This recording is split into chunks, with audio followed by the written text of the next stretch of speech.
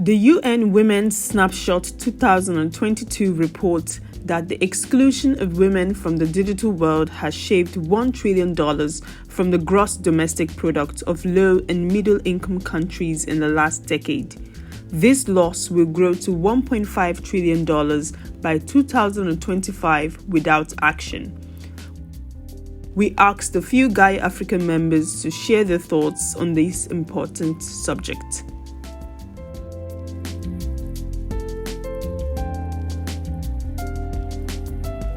The stakeholders within the education sector play different roles in the advancement of digital education for women and children.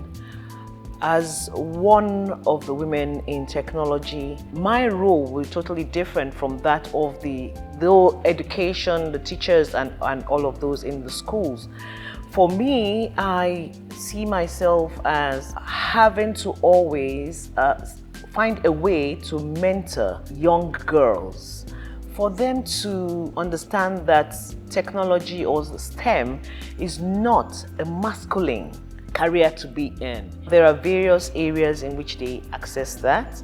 You have a lot of online applications. You have a lot of technology companies that are deliberately doing programs to address the girl and the women education in technology. Udemy, Microsoft has a program for that. You can go online. Even the Khan Academy that we used to use years ago now have programs which the young girls and women can have access to.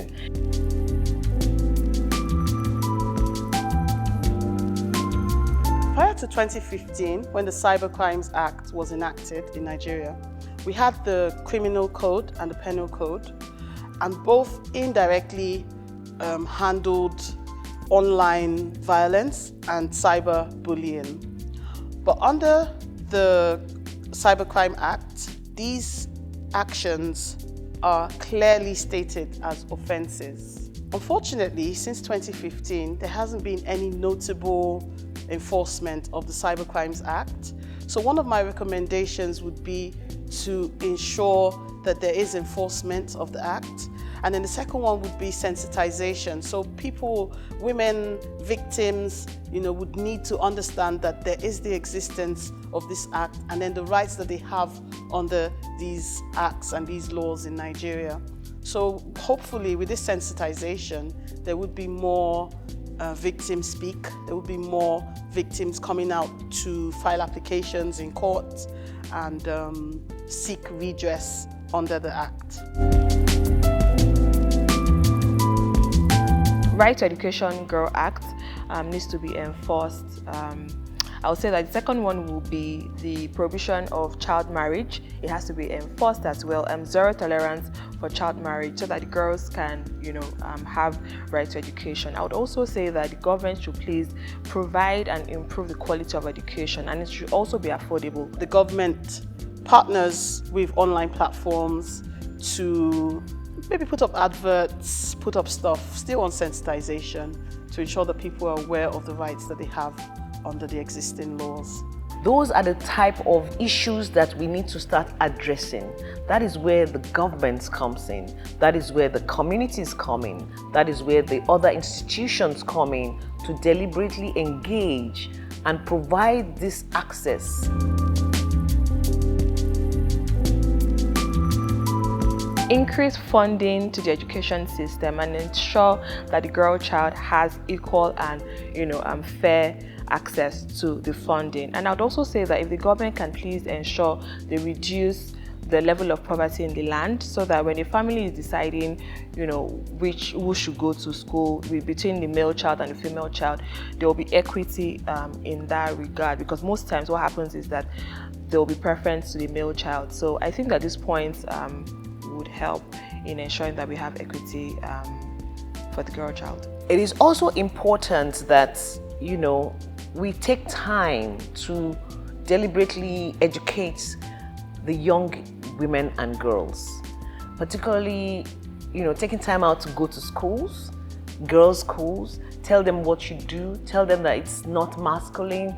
You know, those kind of things are real touch points for those young women and children, young girls, that will make them understand and dissuade their minds from seeing technology as a masculine career. So in my space to achieve equity balance, I currently head GE Healthcare Women's Network Sub-Sahara Africa. And in that space, we're basically bringing women together across all bands, across all ages, and we're using technology in this aspect, in the fact that we are training women, we are teaching women on how to use technology. One has to be prepared to make women and young girls understand that even when you go into the world of technology, you can use it for the benefit of yourselves, other than, say, a career. On digitalization, we need to embrace it. So it's either we innovate, we grow, or we die.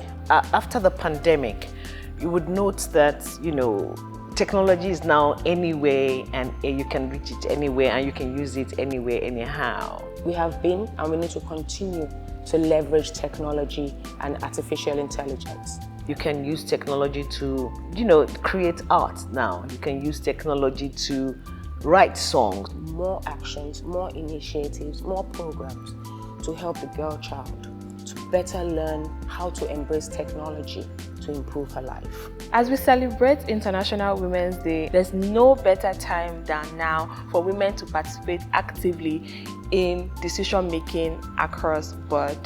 Embrace equity.